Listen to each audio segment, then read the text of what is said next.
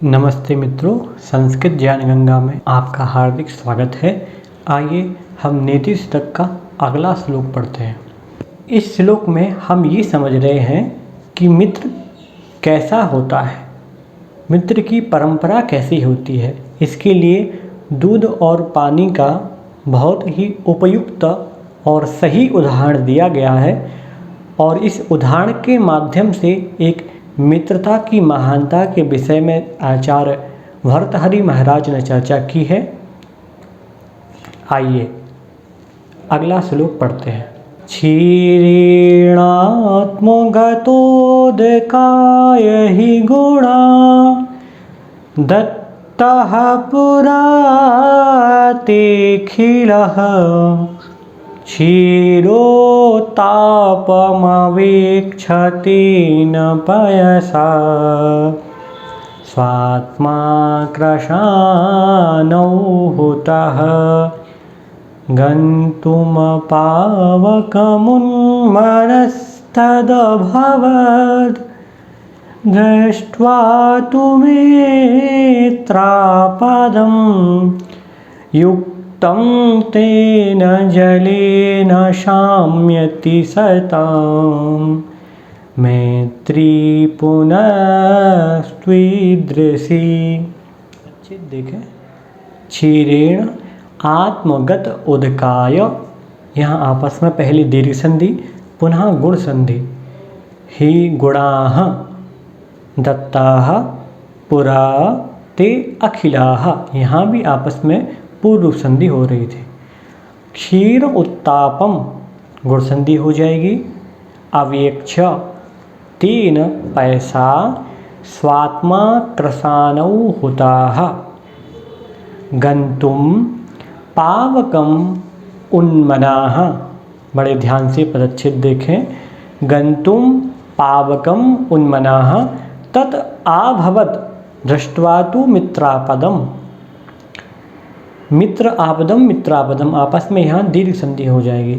युक्तम तेन जलेन साम्यति सताम मैत्री पुनः तु ईदृशी। अन्वय देखें। सबसे पहले शब्द लिया जाएगा पुरा। क्षीरेण आत्मगत उदकाय अखिला ते गुणा हि दत्ताः तेन पैसा क्षीरोत्तापम अवेक्ष स्वात्मा कृशानौ हुताः तत्मित्रापदं दृष्ट्वा पावकं गन्तुम उन्मनः अभवत् तेन जलेन युक्तं साम्यति सतां मैत्री पुनः तु ईदृशी। आइए इन शब्दों का क्या मतलब हुआ और भर्तृहरि महाराज इस श्लोक के माध्यम से क्या कहना चाहते हैं समझ लेते हैं। पुरा अर्थात पहले, क्षीरेण दूध ने, आत्मगत उदकाय आत्मगत अर्थात स्वयं में मिले हुए जल को, दूध और पानी का आपस में मेल हो जाए तो यहाँ चर्चा कर रहे हैं कि दूध सबसे पहले क्या करता है, अपने स्वयं में मिले हुए जो जल है उस जल को अखिलः अर्थात संपूर्ण, ते गुणः ते अर्थात स्वयं के, गुणः अर्थात गुण ही दत्ताः दे देता है। दूध सबसे पहले जल को अपने पास जो उसके पास जो शुक्लता इत्यादि विभिन्न प्रकार के गुण हैं, जैसे कि दूध शुक्ल होता है, मधुर होता है, शीतलता युक्त होता है, तो जितने भी दूध के अच्छे गुण हैं वो सब धवलता मधुरता इत्यादि गुण पहले दूध जल को दे देता है।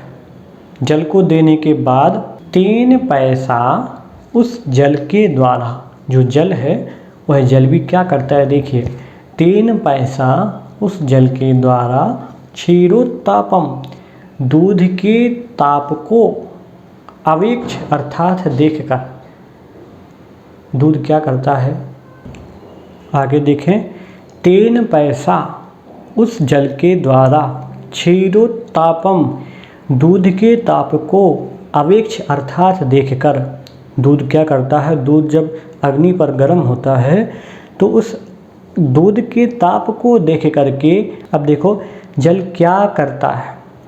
सबसे पहले तो दूध के बारे में बताया। दूध क्या करता है, जैसे ही दूध और जल का मिश्रण होता है तो दूध अपने समस्त गुण, चाहे मधुरता का हो, शुक्लता का हो, और भी अनेक जितने भी दूध के गुण हैं, वो सभी गुण दूध जल को समर्पित कर देता है। अब जल भी देखो बदले में क्या करता है। जल जब देखता है कि अरे दूध तो जल रहा है, दूध तो अग्नि से संताप को प्राप्त हो रहा है, तो दूध को जलते हुए देख करके जल भी क्या करता है, स्वात्मा अर्थात स्वयं कृसानौ अग्नि में होता है जल गए। दूध को जलते हुए देखकर जल भी क्या किया, जल भी अग्नि में जल गया। इसके बाद देखें फिर क्या हुआ। तत् मित्रापदम, तत् अर्थात उस मित्रापदम, मित्र को आपत्ति में, विपत्ति में दृष्टवा देख करके, जब दूध ने देखा कि जल तो मेरे लिए अग्नि में जल रहा है, तो उस जल को जो कि विपत्ति में है, आपत्ति में है, तो उस आपत्ति युक्त जल को देख करके पावकम गंतुम, अग्नि में जाने को उन्मनः, उद्यत मन वाला अभवत हुआ। दूध भी क्या हुआ, दूध ने जब देखा कि अरे जल तो अग्नि में जल रहा है, तो उस जलते हुए जल को अर्थात विपत्ति में पड़े हुए मित्र को देख करके दूध भी अग्नि में जलने के लिए उद्यत मन वाला हुआ। और जब वह अग्नि में जलने के लिए उद्यत हुआ, फिर उसके बाद देखना, तेन जलेन, उस जल से युक्त होने पर साम्यति अर्थात शांत हो जाती है। तो वह जो दूध है, दूध जब अग्नि में जलने को उद्यत होता है, मतलब क्या, दूध जब कोई दूध जब गर्म करता है तो दूध में उफान आने लगता है, तो उस उफनते हुए दूध को पानी की थोड़ी बूंदें डाल करके शांत कर दिया जाता है। दूध भी क्या करता है, दूध जब देखता है कि पुनः अर्थात फिर से पानी की बूंदों का संयोग हो गया है, तो दूध शांत हो जाता है। तो दूध और पानी की विचित्र मित्रता है। सबसे पहले तो जैसे ही पानी का आगमन होता है दूध में, तो दूध अपने समस्त गुणों को उसको सौंप देता है। और जल भी देखना, जल भी जब देखता है कि दूध जल रहा है, तो जलते हुए दूध को देख करके जल भी अपने आप को अग्नि में समर्पित कर देता है।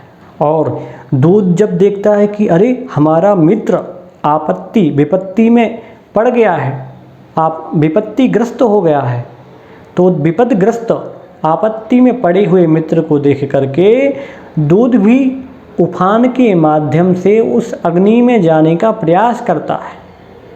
परंतु होता क्या है, बाद में जल के छींटे डाल दिए जाते हैं, जिससे वह दूध का उफान शांत हो जाता है। तो इस प्रकार दूध और जल की मित्रता अभिन्न है और सबके लिए उदाहरण स्वरूप है। मित्रता यदि हो तो दूध और जल के जैसी होनी चाहिए। एक बार समस्त अर्थ देखें, दूध में जब जल मिलता है तब सबसे पहले दूध अपने शीतलता, मधुरता और श्वेतपना इत्यादि जो गुण हैं, उन सभी गुणों को जल के लिए समर्पित कर देता है।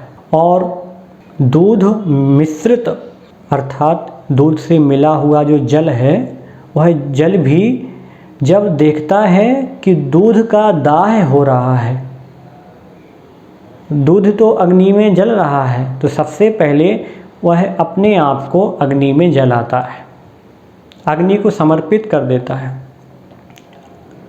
और जलते हुए पानी को, जल को जब दूध देखता है कि अरे मेरा मित्र तो आपत्ति में, विपत्ति में आ पड़ा है, तो विपत्ति में पड़े हुए उस मित्र को देखकर दूध भी अग्नि में जाने के लिए उद्यत मन होता है। अर्थात उफान के माध्यम से वह भी सोचता है कि मैं भी अग्नि में प्रवेश कर जाऊं, क्योंकि मेरा मित्र आपत्ति में आ गया है। और फिर होता क्या है, जल का फिर से संयोग होता है, जल के छींटे उस उफनते हुए दूध पर पड़ते हैं, तो वह दूध शांत हो जाता है, शीतल हो जाता है। अर्थात जो उफनाव आ रहा था वो उसकी उफनता शांत हो जाती है। इसलिए कहा गया है सताम मैत्री तु ईदृशी, सज्जनों की मित्रता इस प्रकार से होती है। यदि कोई व्यक्ति सज्जनों के साथ मित्रता का भाव रखता है तो निश्चित रूप से मान के चलिए उस मित्रता में प्रगाढ़ता आती है और आपत्ति विपत्ति आने पर वह मित्र एक दूसरे का सहयोग करते हैं, कभी भी एक दूसरे को छोड़ कर के नहीं जाते। संस्कृत अर्थ देखें, दुग्धे यदा जलम मिलति अवाप्नोति प्राप्नोति वा तदा सर्वप्रथमं क्षीरेण शीत माधुर्य शुक्लतादया सर्वे आत्मगुणाः जलाय समर्पिताः भवन्ति।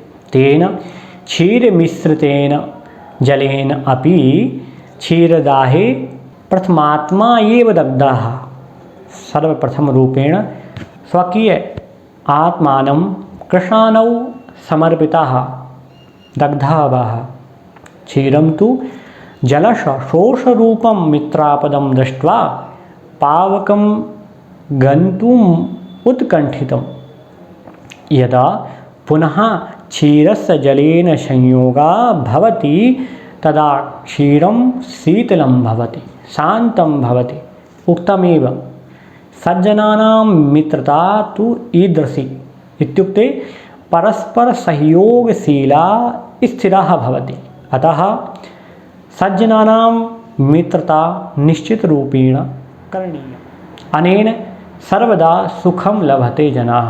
यहाँ कुछ व्याकरणिक अंश हैं, जैसे पुरा अव्यय है, दत्तः, दत्तः में दा धातु तथा ता प्रत्यय है। क्षीरोत्तापम आप समझते ही हैं, आपस में यहाँ गुण संधि है। आवेक्ष अव प्लस ईक्ष प्लस लेप प्रत्यय, अवेक्ष शब्द बन जाएगा। होता में भी हो धातु ता प्रत्यय है। दृष्टवा में भी दृष्ट धातु त्वा प्रत्यय है। पावकम में पूर्ण धातु से ऋभुल प्रत्यय करेंगे, पावकम शब्द बनेगा। द्वितीय विभक्ति एक वचन।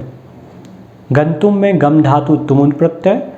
उन मना में है उत प्लस मनः उन मनः, इस तरीके से बनेगा। युक्तम में युज धातु ता प्रत्यय। इस तरीके से कुछ व्याकरणिक अंश हैं, इनको आप विशेष जब लिखना हो उनमें लिख सकते हैं। यहाँ शार्दूल विकृतम नाम का छंद है तथा समासोक्ति अथवा अर्थांतरन्यास नाम का अलंकार है। जल के पर्यायवाची भी आप लिख सकते हैं, सलिलम, कमलम, जलम, कीलालः, पयाः इत्यादि जल के पर्यायवाची हैं। अग्निः, वैश्वानरः, वहिनिः, ये सब अग्नि के पर्यायवाची हैं। यहाँ शब्द आया कृशानो। तो इस प्रकार से अमरकोश रहता है, आप इनके पर्यायवाची शब्द भी विशेष में लिख सकते हैं। तो उक्त श्लोक में हमने ये समझा कि हमें दूध और पानी की तरह प्रगाढ़ मित्रता रखनी चाहिए। ऐसी मित्रता ही कार्यकारी रहती है, ऐसी मित्रता ही बहुत लंबे समय तक और स्थिर रहती है।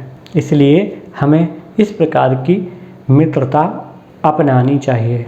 धन्यवाद।